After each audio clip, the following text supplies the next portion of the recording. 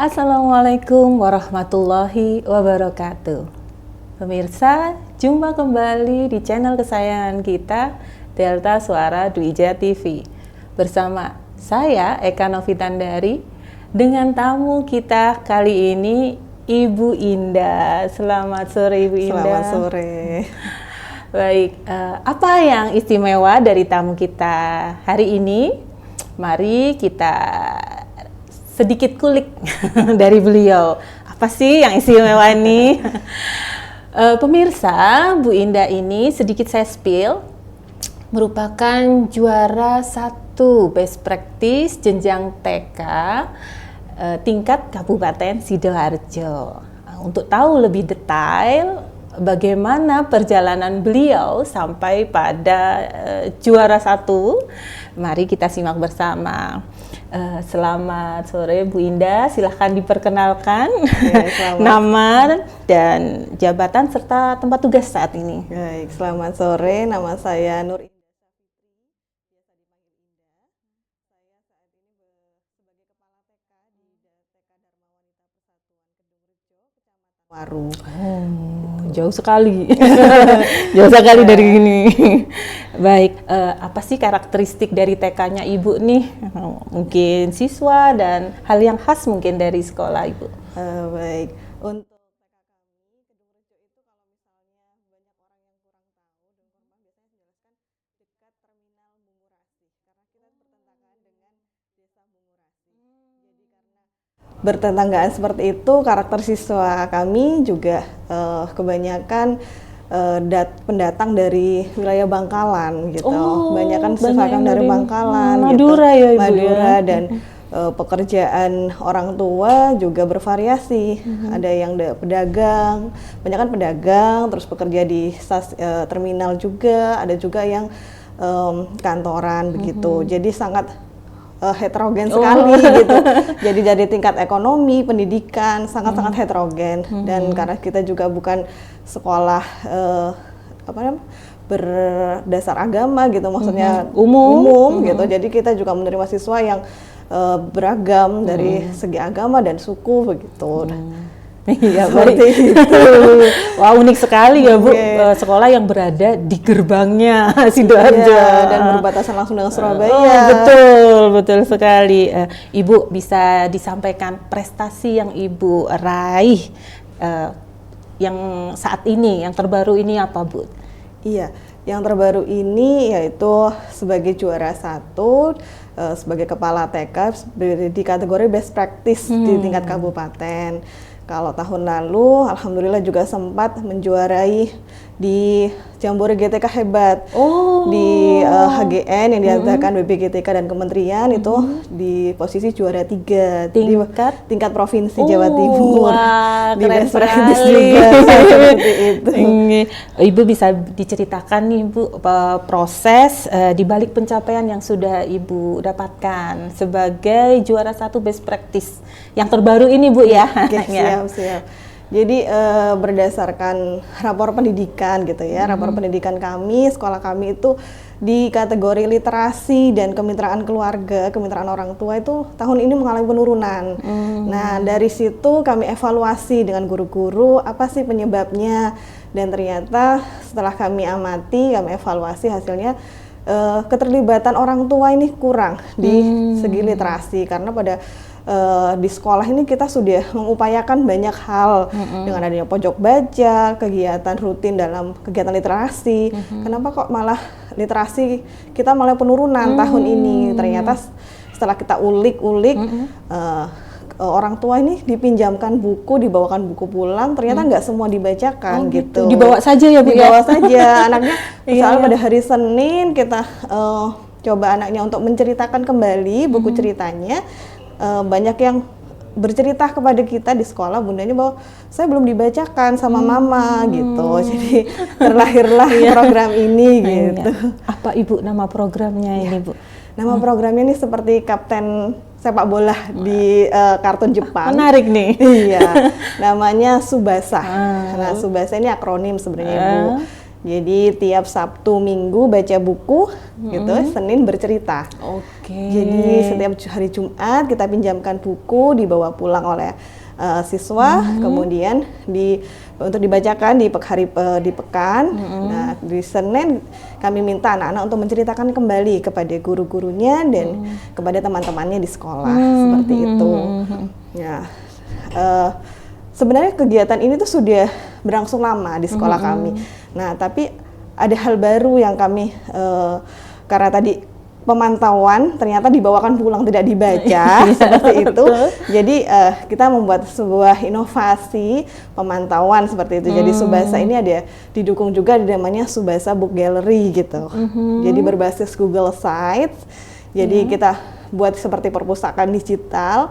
Di situ juga ada e-book digital yang bisa diakses oleh orang tua, sehingga nggak ada alasan nih orang tua tidak membacakan. Misalnya anaknya hari Jumat nggak masuk, jadi nggak bawa buku cerita pulang, tapi tetap bisa mengakses buku cerita yang ada di Subasa Book Gallery seperti itu.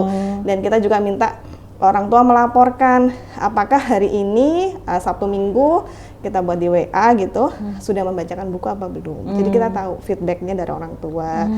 Dan di sekolah juga asesmen oleh guru kita taruh juga di Subasa Book Gallery. Jadi orang tua juga bisa mengakses, oh anak saya kemampuan membacanya sampai sini nih. Progresnya juga bisa dilihat secara real time di Subasa Book Gallery itu. Oke.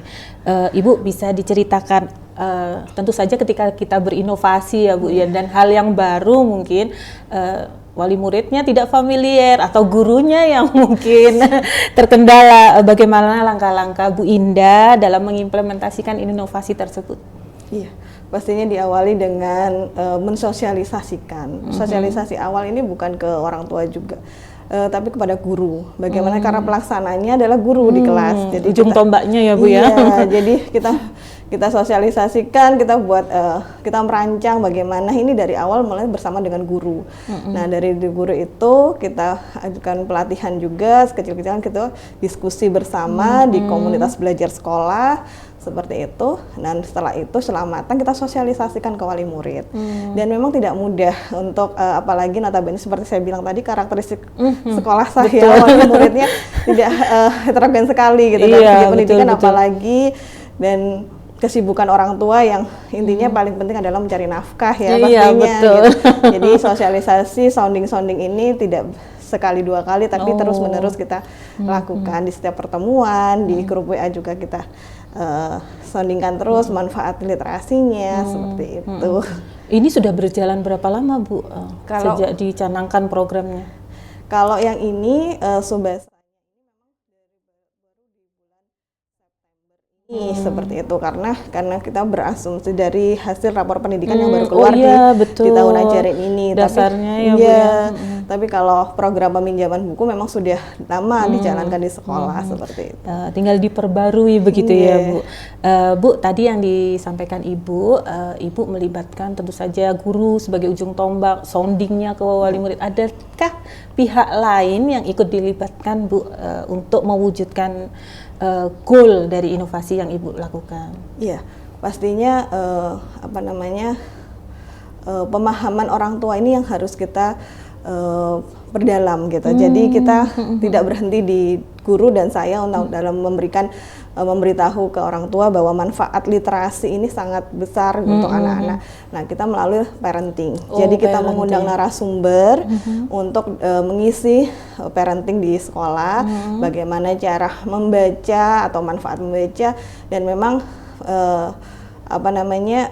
narasumber yang kita pilih memang mempunyai sertifikat yang memang terkait dengan literasi, kompetensinya, literasi. Bagaimana kadang kan membacakan buku itu tidak hanya membacakan buku, mungkin ada ekspresi, suara yang ada tahapan-tahapan membaca, suaranya gitu kan lebih menarik anak-anak. Kalau orang tuanya membaca, jangankan orang tua, guru saja membaca kalau hanya sekilas terus suaranya datar, siapa yang tertarik gitu ya. Jadi kita ilmu gurunya juga perlu ilmu gitu, orang tua juga kita berikan melalui parenting gitu. Baik, jadi pelibatan orang tua tidak sekedar di permukaan ya Bu ya, betul-betul didalami bahkan didukung dengan parenting. tantangan, Bu. Kita tahu ya, Bu ya, inovasi itu tidak lengkap tanpa tantangan, itu bumbunya. Tantangan dan solusi apa yang Ibu temukan selama inovasi ini berjalan? Iya, tantangan pastinya guru dan orang tua, karena pihak yang terlibat secara langsung di program ini ya. Kalau dari segi guru, tantangannya tidak semua guru ini bisa, kita juga menyadari bahwa kadang naik turun ya konsistensi mereka dalam mengalukan asesmen, dalam melakukan proyek, karena memang mungkin pekerjaannya juga beban kerjanya kita pahami seperti itu, dan itu tantangannya. Dan orang tua juga seperti itu, kalau kita tidak sering-sering memantau, mengingatkan gitu. Jadi kadang juga ya sudah diabaikan lagi. Jadi naik turun. Nah, untuk menjaga ini ya kita untuk guru kita ada komunitas belajar sekolah di setiap akhir pekan, itu kita gunakan untuk sebagai refleksi begitu. Dan kalau orang tua ya kita pantau terus lewat komunikasi lewat WhatsApp, karena sebagian besar orang tua juga bekerja, kita tidak sering bertemu. Dan kalau di sekolah kami per 3 bulan memang ada pengambilan raport gitu. Jadi di saat-saat ketemu orang tua inilah kita juga mensoundingkan lagi untuk mengingatkan. Sounding tetap ya, Bu ya. Sounding adalah kunci. Gitu. Keistiqomahan ini yang kita jaga. Itu Ibu, menjaga keistiqomahan yang disampaikan Ibu, atau konsistensi begitu. Ibu saat ini kan berperan sebagai kepala sekolah. Bagaimana menjaga konsistensi dari program ini agar tetap berkelanjutan di lembaga Ibu? Iya. Pastinya lewat refleksi pembelajarannya. Jadi sekolah kami sudah terbiasa. Kami memang awalnya dari sekolah penggerak. Jadi kita ada budaya refleksi, dan itu masih kita pakai hingga saat ini. Dan itu untuk menjaga konsistensinya ya melalui refleksi pembelajaran tiap hari itu, dari guru menyampaikan kendala hari ini, dan solusi juga dari guru sendiri.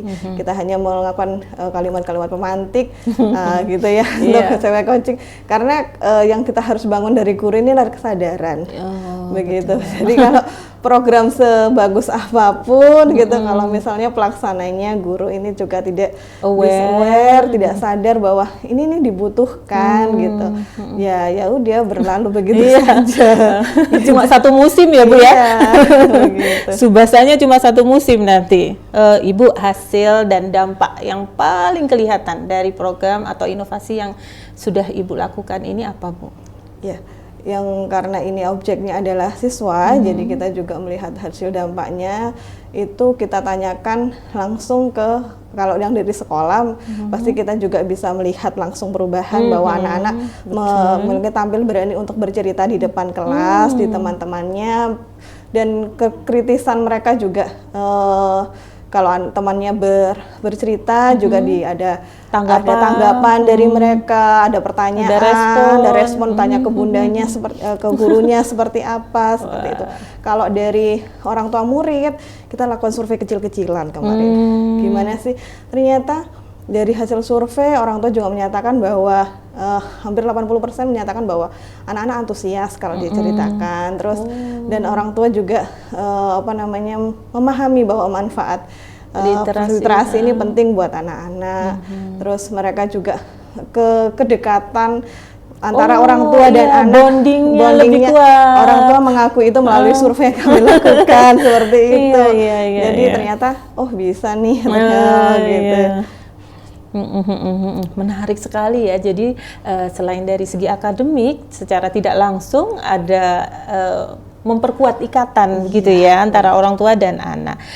Saran dan rekomendasi dari Ibu untuk rekan sejawat atau teman-teman di luar sana yang ingin mengadopsi inovasi yang Ibu lakukan, apa nih, Bu?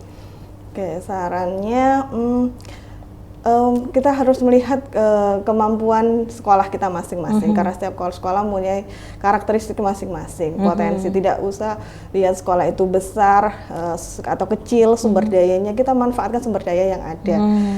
Sekarang sumber belajar itu sangat luas. Betul. YouTube, terus pemerintah juga menyediakan ruang pendidikan seperti itu dan webinar-webinar itu banyak sekali. Jadi saya juga dari sekolah tidak terlalu besar, sekolah sederhana seperti itu, dengan sumber daya yang terbatas, kita memanfaatkan penggunaan Google yang gratis seperti itu. Terus kita juga lihat kemampuan wali murid kita, karena wali murid saya juga bukan dari sebagian besar bukan dari menengah ke atas gitu. Jadi kita nggak bisa memaksakan pemahaman teknologi seperti apa, jika mudahkan saja. Kalau bisa melalui WA ya WA, kita manfaatkan media yang ada seperti itu. Betul. Jadi disesuaikan dengan kondisi sekolah ya Bu ya, dan sumber dayanya. Rencana Ibu nih untuk memperbaiki atau mengembangkan inovasi yang Ibu lakukan ke depan bagaimana Bu? Iya, rencana pengembangan kemarin seperti yang saya sampaikan juga bahwa pada saat lomba ya, bahwa beberapa buku di sekolah itu akan kami berusaha untuk mendigitalisasikan, buat flipbook seperti itu, sehingga jumlah buku digital yang ada di Subasa Book Gallery itu juga bertambah. Terus kemarin juga ada saran bagaimana sih memantau pengunjungnya di Subasa Book Gallery itu bisa pakai SID atau apa. Nah itu kita juga akan berusaha mengembangkan itu, dan pastinya juga kita akan melakukan di pertemuan wali murid gitu ya. Kita juga mengajarkan sedikit-sedikit tentang digitalisasi kepada kita pelan-pelan saja, kan kita juga nggak bisa memaksakan orang tua, ayo Bu buka HP-nya atau gimana gitu, kita nggak bisa. Jadi pelan-pelan saja. Nggak bisa diseret gitu ya Bu ya. Iya, itu kemarin saja buat survei pakai Google Form, itu saja masih banyak yang japri langsung tanya, Bunda ini gimana pekerjaannya. Nah itu sedikit-sedikit melalui gitu kita tahu ini Bu lewat ini, ternyata bisa kok kalau mau diajari, tapi pelan-pelan saja kalau sama orang tua. Iya, Ibu bisa diberikan sedikit atau satu kalimat motivasi sebagai closing statement untuk rekan-rekan yang ada di luar sana? Baik, closing statement ya. Kita di sekolah pasti yakin kita punya kemampuan di tengah keterbatasan kita, dari itu sumber daya atau apapun keterbatasan kita yakin bahwa sekolah kita mempunyai kelebihan tersendiri dengan karakteristik kita yang kita miliki sendiri. Jadi percaya dari karakteristik itu kita bisa gali, dan yakin pasti kita bisa menjadi sekolah yang mempunyai keunggulan tersendiri berbeda dari sekolah lainnya gitu. Kita dari diri kita untuk sekolah kita sendiri. Terima kasih Bu Indah. Sama-sama. Pemirsa, jangan lupa pesan dari Bu Indah, sedikit atau sekecil apapun karakteristik dari sekolah itu bisa menjadi keunggulan sekolah. Begitu. Baik, senang sekali bisa berbincang dengan Bu Indah. Terima kasih sudah hadir di sini. Demikian acara atau pertemuan kita melalui ruang virtual pada sore hari ini. Semoga bermanfaat dan menginspirasi rekan sejawat di luar sana. Saya Eka Novitandari dan Bu Indah undur diri. Wassalamualaikum warahmatullahi wabarakatuh.